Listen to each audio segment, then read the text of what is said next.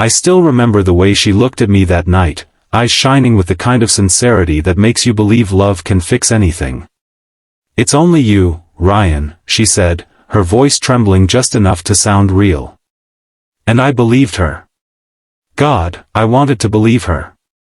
We'd met 2 years earlier in the most ordinary way, at a coffee shop on a rainy afternoon in Chicago. She spilled her drink on my laptop, panicked, and offered to buy me a new one. I laughed it off, and she insisted on at least buying me a replacement coffee. That's how it started, two strangers sharing laughter over steamed milk and apologies. Lena was magnetic. She had this energy that pulled people in. She talked about volunteering at shelters, her dream of opening a community art studio, and her belief that love, real love, was about showing up for someone even when it's inconvenient. And I thought I'd found the person who'd show up for me. We were inseparable. Late-night walks by the river, movie marathons, her hand always finding mine in a crowded room. She'd say, "You're my calm in the chaos, Ree." So when she promised, "It's only you," I believed it without hesitation. Until one night, everything changed. We were at her apartment, sitting on the couch after dinner.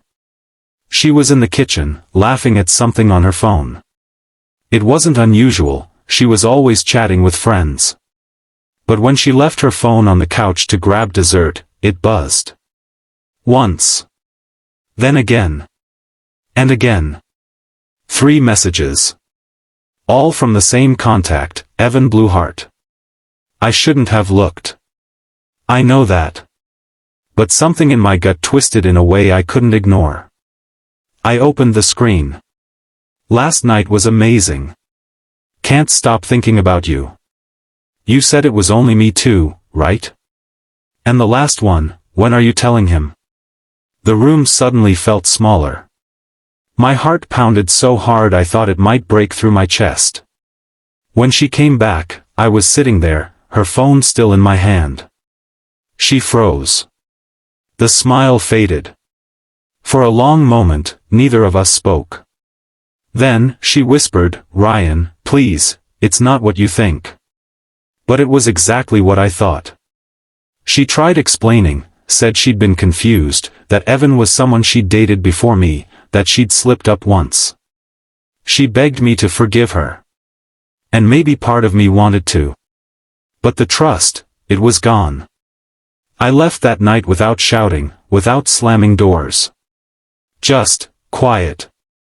The kind of quiet that hurts more than words ever could. Weeks passed. Friends tried to cheer me up. I went to work, I smiled, but inside I was just going through motions. Then one day, while volunteering at the same community shelter Lena once took me to, I met an older man named Peter. He was sitting alone, staring at a photo of a woman. I asked about her. He smiled sadly and said, 50 years together. She passed last winter. We weren't perfect. She hurt me a few times. I hurt her too. But forgiveness, son, that's what kept us together. That hit me hard. That night, I walked by the lake, the same one Lena and I used to visit, and thought about what he'd said. Forgiveness doesn't mean forgetting. It means freeing yourself from the weight of bitterness. So, I called her. She didn't expect it. Her voice cracked when she answered. I told her I wasn't calling to fix anything, I just wanted to tell her I forgave her. That I hoped she'd find peace, and learn from what happened. She cried. Said I was kinder than she deserved. Maybe I was. But I realized that kindness wasn't about who deserves it, it's about who needs it. Months later, I saw her again at a charity event. She was volunteering, laughing with kids, looking lighter, different. She came up to me, thanked me for forgiving her. Said it helped her rebuild her life honestly this time. And in that moment, I realized something beautiful. Pain doesn't have to define us. It can refine us. Because love isn't just about who stays. It's about what we learn when someone doesn't. I walked away that night with peace in my chest, knowing that sometimes, losing someone teaches you how to hold yourself better. And maybe, that's the most real kind of love there is. Moral. Forgiveness isn't weakness, it's strength in its purest form. When you choose compassion over anger, you don't just heal the wound, they stop bleeding too.